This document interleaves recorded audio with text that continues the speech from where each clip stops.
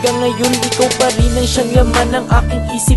Hindi lamang masabi ng siyang puso kong tahimik. Teka, nababaliw na ba ako? Ba't ganito? Hanggang ngayon ay umaasa pa ako't naririto. Mga alaala mo kahit hindi ko itinago, hindi nawawala at tila di man lang maglaho. Nakatatak pa rin ang dating boses ng pag-ibig na unti-unting namaos hanggang nawalan ng tinig. Pero kahit na taon man ang lumipas di naghilom ang siyang pag-ibig, pero mas pinili kong itikom na lamang ang bibig dahil sa masaya ka na. Kay sakit mula ulo hanggang daliri sa paa, apektado ang lahat, ang puso ko'y nagwawala na. Hindi ko nga tiyak kung ako pa'y naaalala. Siguro nga'y wala na lang sa'yo ang dating ating lahat ng sa loobin ko'y bulong na lang sa hangin. Bakit ba hanggang ngayon ikaw pa rin ang bumubulos sa isip ko? Hindi na nalalaho. Dumaan na ang mahabang panahon, bakit ikaw pa rin?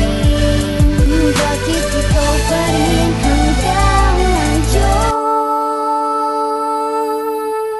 Lagi na lang kitang naaalala. Lagi na lang, lagi na lang, lagi na lang. Hindi na ba kita makakalimutan?